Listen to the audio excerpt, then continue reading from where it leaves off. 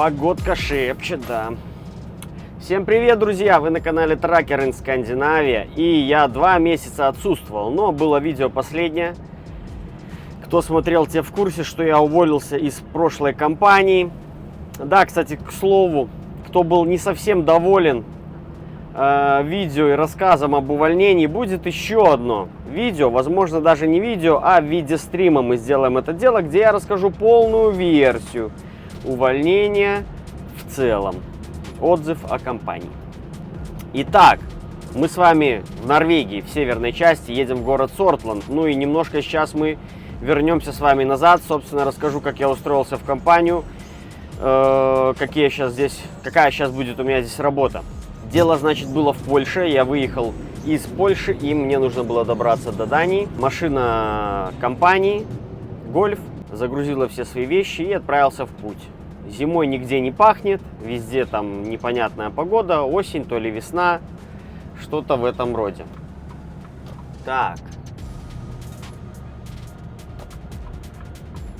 Сортланд, еле виден знак, ужас. Я заранее поднял лениться, впереди подъем. Погода сопливая какая-то. И в Дании на базе логистики мне нужно было дождаться тягач. Ну, о тягаче мы немножко позже. Многие, кто в теме, уже понимают, что у меня за тягач. Собственно, как я попал в эту компанию. Так, начну, наверное, с этого. Об этой компании я знал давным-давно. Ну, как давным-давно? С момента, как я попал в Херентес. Там в соцсетях потом через коллег мы познакомились с таким водителем, как Юрий. Ну и мы в одну группу там просто загружали фотографии там грузовиков, там что-то такое. Общим делом каким-то занимались, так вот периодически общались. Вот он рассказывал, что работает в компании. Они раньше работали немножко под другой логистикой. Ну и как бы и все на этом. И всегда по дороге, то есть когда я катался, я видел ихние машины. Они все примерно одного типа, одинаковых конфигураций. Машин в компании немного. Ну и, собственно, у меня здесь начинается осенью разногласия с этими старыми боссами. Явно что-то не так. В общем, я еду, и у меня куда-то пропала мощность вся. Потому что не может машина ехать так в гору слабенько с 10 тоннами веса. Вчера все было хорошо, сегодня что-то не так. В общем, буду завтра я следить, что будет происходить. Собственно, начинаю искать какие-то компании, и так выходит, что компании на самом деле, вот именно как мне работать нужно, и что я хотел, их-то на самом деле не так уж и много и осталось. Ну и, по крайней мере, те, куда белорусов берут. Вот так можно сказать. Я позвонил в одну компанию, сказали нет, во вторую нет. Ну вот, этой компании у меня контакта не было. Но как-то в октябре на стояночку заехала машинка, и ко мне подошел водитель. Это был подписчик моего канала. Ну, я вышел на улицу поговорить и смотрю, что машина-то очень мне напоминает другие машины, хоть и марка другая. Ну, я и спросил, это контора или нет. Он говорит, да. Ну и все, мы так начали общаться, обменялись номерами. И, то есть, вот он рассказывал, где ездит и так далее. Ну и я понимал, что это, конечно же, небо и земля в маршрутах. Когда начались рамсы, при разговоре с ним я говорю, слушай, как вам там, может, водители нужны или что-то? Мол, он, хорошо, я закину типа удочку шефу. Ну и все на этом. В компании как бы номер шефа никто не дает, чтобы не вызывать лишней херни. Ну и, собственно, шеф думал, и как бы тишина была. Мне время ехать домой. Ну, я думаю, ну ладно, что мне там. В целом-то приеду, еще поработаю. У меня как бы планы были доработать-то в Каме Транспол до конца зимы. До конца зимы доработать. Но пришел день зарплаты, и зарплаты нету. Вот. Ну и, собственно, там вкратце я рассказывал. И я, конечно же, в это время уже иду ва-банк и нахожу этого Юрия, с которым когда-то общались. Он уже давно не работал в этой компании. Ну и слил он мне, в общем, этот номер. Так что спасибо тебе, Юра, за слив информации. Ну, я звоню шефу напрямую из Белоруссии и спрашиваю, что вот так и так, нужна работа. Ну и все, он, в общем, согласился меня взять. Только все документы, все формальности уже были после Нового года. Задача какая стояла? Приехать в Данию и дождаться водителя, который будет возвращаться, то есть на территории логистики была комната отдыха водителей, довольно-таки комфортная и для ожидания, и в целом для проведения досуга. Стиралки, сушилки, кухня, столы, тренажер, вон, как видите, все на своих местах. Я приехал в часов 9 утра, нет, вру, где-то в часов 10 я приехал, ну и ждал, соответственно, уже водителя. Пока я ожидал, наблюдал, как вытягивали машину из кювета. Не видел про сам момент, как кто слетел куда, но уже водителя не было. То есть его кто-то уже забрал. То есть одна машина была в кювете. Приехал эвакуатор и эвакуировал, собственно. Ну и я ждал уже 2 часов и, собственно, грубо говоря, в окошко сидел, глядел, где же там машина и какая она будет.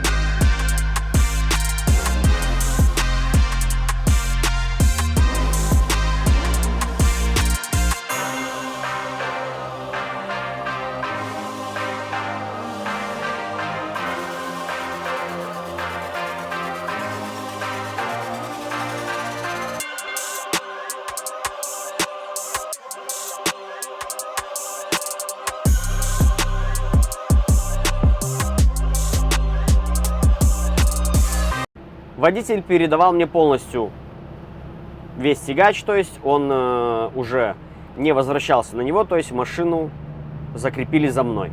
В этой компании каждая машина закреплена за водителем. Компания работает так, как и со своими прицепами, так и с логистическими, в большей степени с логистическими. Ну и в моем случае я буду работать с логистическим прицепом. Ну и значит, мы начали меняться вещами туда-сюда. Пока все это дело, сами знаете, такое долго. И сразу, что хочу отметить, тоже спасибо, Виталий его зовут. Спасибо за то, что в машине такой порядок. Я вам скажу так, что это первая машина с таким пробегом, пробег, кстати, 322 тысячи, в которой такой порядок. Ни засранные углы, ни стены, ни потолки, ни ящики, ничего. То есть все как положено. Ящички вычищены, кармашки вычищены. Там ни сахара, ни кофе, как любители вот это все порассыпать по всем верхним полкам. Ничего такого не было. То есть это было очень приятно. Ну и, собственно, перейдем к самому автомобилю. К самому. Volvo у нас. Volvo 500. Сцепление обычное, конфигурация iSafe, это сейчас все последние Volvo идут iSafe. Я, если честно, даже не знаю на данный момент, есть ли вообще с двойным сцеплением новые модели. Здесь стоит прошивка еще на 60-70 лошадиных сил, как Виталий сказал. То есть выходит у нас 560-570. Ну, в Volvo мы немножко позже к этому вернемся. Может быть, даже в другом видео по поводу уже таких составляющих. То есть все работает, все хорошо, полностью скандинавский вариант. Фары. Кенгурятник. Кенгурятник, кстати, это первая машина у меня с кенгурятником. Очень круто, мне он очень нравится, как это все выглядит в сочетании. Конечно же, сигнал.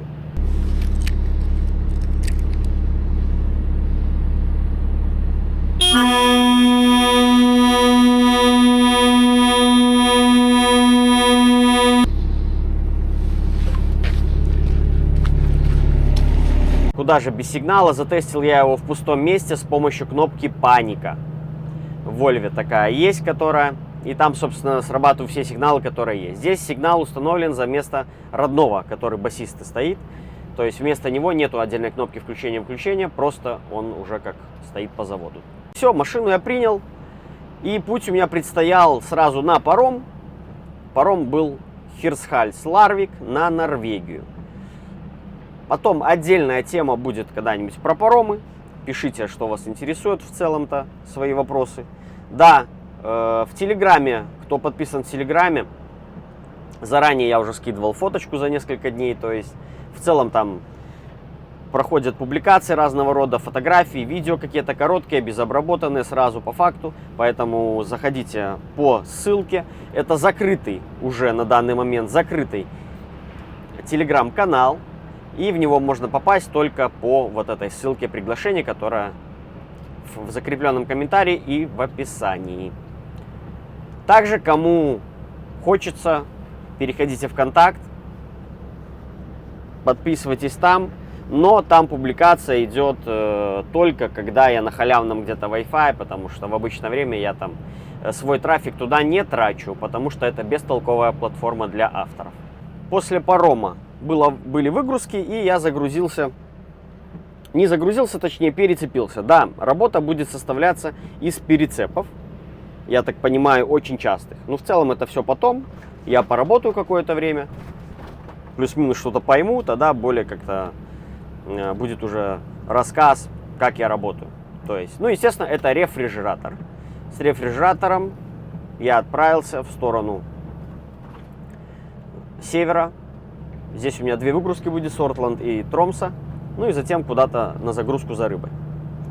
Будем мы таскать рыбу.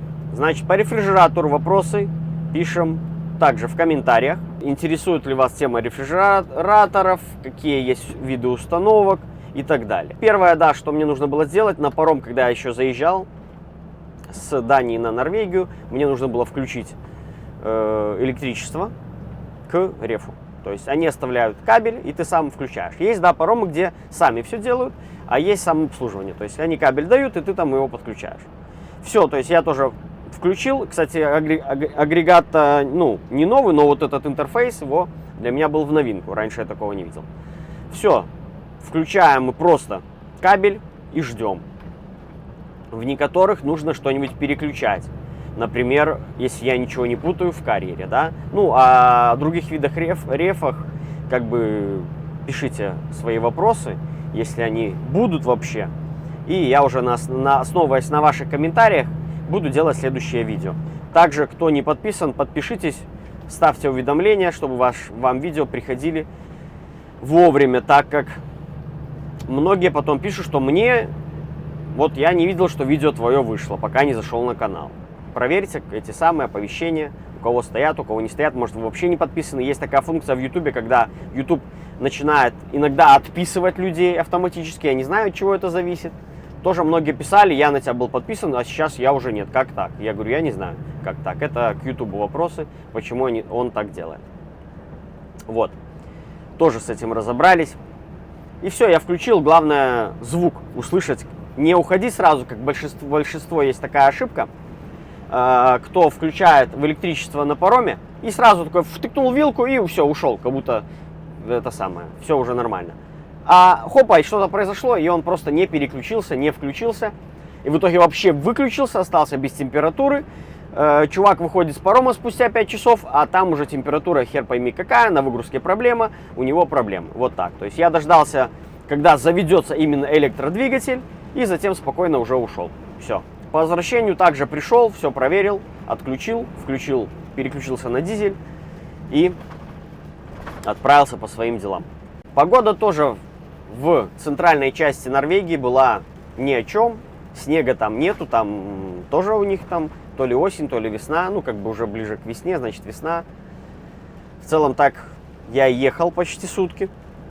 Ну, не сутки ехал, я имею в виду, прошли сутки. Без снега, без ничего. Слушайте, я вообще не понимаю, что происходит. Февраль месяц, Норвегия. Я еду по тройке. У нас минус 9. И моросит дождь. Просто жесть. Ладно, там ноябрь. Ну, на крайняк декабрь. Там март, апрель. Ну, блин, в феврале. И такая паскудная погода. Я, конечно, такого не помню. Ну и я посмотрел погоду перед выездом на всей шестерке. Я еду полностью по шестерке до Тромса. У меня будет финишная точка. И там все вот такое вот, что-то плюс 5, -1, дождь. Ужас какой-то. Так, заеду на весы. Я хочу посмотреть, что у меня происходит вообще по осям. Вес у меня груза вроде бы 10 тонн, но он никак не ощущается на 10 тонн. Так, передок.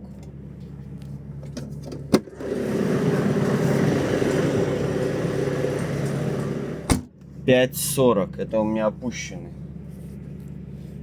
ленивец, да? Ой, да.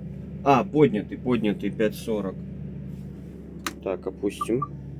У меня ничего не пишет, ничего не показывает, но я просто хочу потестить. 6, 7, 7, 7, 7, 7. Ничего себе. 7,80. А какие же там 10 тонн у меня тогда? Не, подождите, думает. 7, да? 7. Хорошо. Поехали дальше. Едем дальше.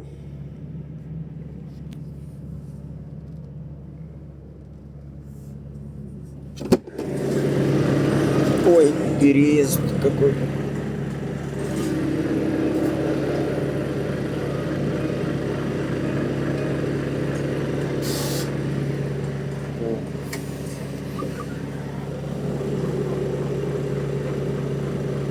$12.48 у меня с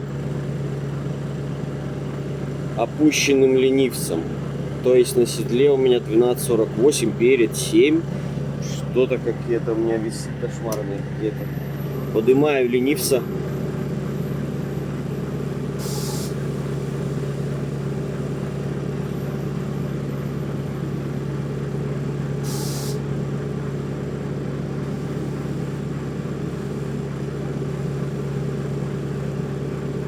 Короче, 14 тонн получается. 14 тонн. 14 тонн на седло. Хорошо. Следующий тест. Следующий тест — разгрузка. Сколько даст разгрузка?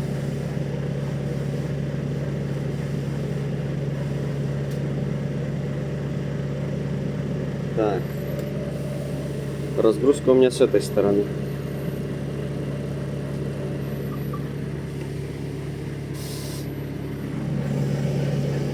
Там было 14. Сейчас еду для коррекции, может, будет получше.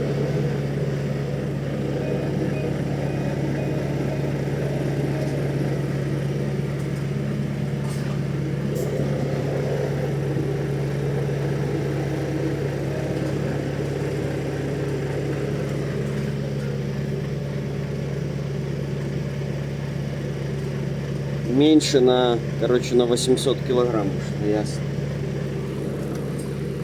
Ясно, что ничего не ясно. Подъезжаю к Транхейму. Зимой, слушайте, здесь и не пахнет, и не пахло. Февраль месяц, это вообще, блин, слушайте, кошмар какой-то. Я такого здесь не помню. Наверное, какое-то глобальное потепление, и ждут по весне всех глобальное затопление. Посмотрим, что будет дальше у нас. Первый снег меня уже встретил только на подъезде к северной части Норвегии, где стоит соответствующая вывеска, висит. До этого у меня было свободное время. Когда я ждал прицепа, я занялся внутренними делами в кабине. Итак, решил я разобрать по-свежему Вольваса. Значит, а что я делаю? Регистратор я хочу втыкнуть. Поэтому сейчас я проводок от прикуривателя прокину. Аккуратненько все. Сейчас нужно открутить вот эти вот болты. И все. Ну и потом вам покажу крышку. Кстати, есть отличие небольшое, кто не в теме вообще. Кто на последних этих Вольвах не ездил. Как снять верхнюю крышку. Чуть позже я покажу. Утка на месте. Регистратор на месте. Бавария на месте. Все как положено. Провод пустил там по кругу, через панель и сюда. Вот. Вроде бы ко всему готов. Ну и думаю, все хорошо, круто, все на своих местах. Повесил вонючку свою Бавария, которая напитывается специальной жидкостью, и потом вам какое-то время пахнет. Ну и постоянно нужно подливать там раз, я не знаю, как там, раз в неделю. И значит, еду я, как начался снег, и понял свою ошибку, что регистратор я повесил в том месте, где постоянно наледь. И поэтому теперь я думаю, куда его переместить. Потому что в целом будет в зимнее время очень часто там ничего не видно. И я его решил, наверное, переместить. Посмотрел, где нету наледи, чтобы не трогать дворники, ничего не трогать, когда снег падает, сами знаете, да, сухой. И у нас морозик стоит. У нас, как обычно, что в Скане, что в Вольве середину залепливает, и бока у нас сухие. Чистые, у нас все видно. Дворники нам трогать не надо. То есть, ну, я так туда его и переставлю, где не сильно загрязняется. Сюда, я думал сюда его, но меня будет раздражать. Вот он, вид его, что он тут просто торчит, мне будет кусок забирать обзора, я это не хотел. Там он будет без напряга, особо там смотреть в угол туда-вниз, там нет необходимости никакой. Поэтому, я думаю, туда я его и перемещу, но чуть позже. Пока нам надо доехать и припарковаться под рампу. Ну, я просто с закрытыми дверями стану, завтра утром придут, снимут пломбу. Я выгружусь и поеду дальше. Сегодня я еще только заправлюсь. Воскресенье, да, и вот если вы смотрите видео в воскресенье, значит, я все-таки успел его сделать. Значит, о фирме. На машинах нету никакой информации. Просто черные машины. Также по названию фирмы я ничего говорить не буду. Мы сразу обсуждали это с шефом, как бы, и он не был против Ютуба, но с такими вот да, но. То есть не рекламировать ничего, никому никакие там ни номера, ничего, это не приветствуется. Он это четко дал понять. Поэтому извиняйте. В целом даже я могу так сказать. Если бы я вам даже сказал название компании, вам бы оно ничего абсолютно не дало бы. От слова совсем. Вот, вы не нашли бы ее ни в интернете, нигде, ни в соцсетях, никакой бы информации не нашли. Я лично сам это проверял. По зарплате, зарплата такая же, как и у меня была на предыдущей работе. Здесь вот так можно сказать. Работать я буду по графику в целом, как я и всю жизнь работаю. По 3 месяца я буду работать, и потом в отпуск на какое-то время. Как бы обсуждалось такое, что если вот машина закрепленная, если я на чуть-чуть еду, например, домой, но мне нету смысла в Беларусь ехать там на неделю, например, да. Здесь ребята так обычно делают, на неделю едут домой, и машина стоит, типа ждет. Ну, у меня так не будет, поэтому будет какой-нибудь подменный водитель садиться и отъезжать, как бы, пока я буду в отпуске, например, там, 2-3 недели, может быть, месяц, то есть все будет по обстоятельствам вообще. Главное сейчас, вот я начал уже работать, потому что я долго очень сидел, без толку сидел, поэтому влиться в работу, свыкнуться с тягачом. Разница, обязательно будет видео о разнице между Volvo и Scania. Я скажу все свои, со своей точки зрения, все минусы и плюсы назову этих двух автомобилей. Ну и мы не будем, конечно же, там брать в сравнение Scania V8. С Scania V8 никто рядом не стоит и сравнивать нечего. Просто V8 голая, просто руль и 2 педали, все, V8 Scania это то, что надо. Ну мы сравним вот с Супером, например. Почему бы и нет? Очень даже достойное сравнение будет, кстати. Там 500-ка и здесь 500-ка. Вот, ну и, конечно же, вот по кабине, по всем этим моментам тоже мы все. Я отмечу, что мне нравится, что мне не нравится, просто с точки зрения водителя. Вот. Также сравним работу на рефрижераторе и на сухогрузах, как я до этого работал. Но какое-то время я поработаю, вспомню это все дело, чуть-чуть поезжу, чтобы мне было тоже вам дать более какую-то полную информацию. Значит, да, про компанию, что могу еще сказать, она небольшая компания, около 10 машин. И на этом все. Это все, что вам нужно знать. Те, кто работает в Скандинавии, особенно на трехосниках, компанию эту, конечно же, знают. Ну, то есть, может, не знают, как она называется, но знают, как она выглядит. Потому что машины всегда катаются на север, и все, кто катается тоже на север, я думаю, их знают, либо видели хотя бы раз. Ну, вот. Мне даже по четверке они очень часто попадались. Катались они откуда-то. Транзитом, может, ходили или как, я не знаю, без понятия. То есть, в целом, как, что по работе будет, ну да, должно быть разнообразие, должно быть, это 100%. Насколько оно будет разнообразие и как, это мы уже с вами посмотрим. Ну и, конечно же, я думаю, меня уже ждут цепи, потому что погода отвратная, просто отвратная. В этот период такого я не помню. Просто реально я не помню, чтобы такая была погода в феврале. Даже здесь мы идем на Сортланд. Ну ладно, здесь-то воды, но все равно здесь даже погода была как-то так посерьезней. И снега побольше, и не было никаких тут этих потоков, этих ручьев на асфальте. Вот. Ребята, очень много кто на цепях уже ездил. С моей прошлой фирмы тоже все проехались на цепях не так давно. Главное вовремя их надеть.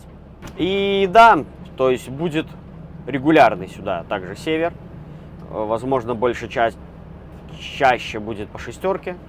Ну, в общем, ладно, не будем пока загадывать. Все увидим, все узнаем. Не зря, кстати, купил кружку в конце прошлого года. Теперь она мне, в принципе, на каждый день пользования, потому что больше будет Норвегии. Швеция вообще будет редко. Так что циркуль, тем более, кстати, у нас заправки будут на циркулях. Поэтому сразу заправился, пошел, взял кофейку, либо чайку. Часто бывают, кстати, какие-нибудь прикуски к этому делу по акции у тех, у кого есть кружка. Да, есть и бывает такое. Салон Volvo. Обзоров в интернете куча, поэтому я просто так добавлю, что у меня есть. У меня есть кожаное сиденье. Руль кожаный, понятное дело, планшет, ну, как у всех. И, значит, ковры специально отдельно пошитые.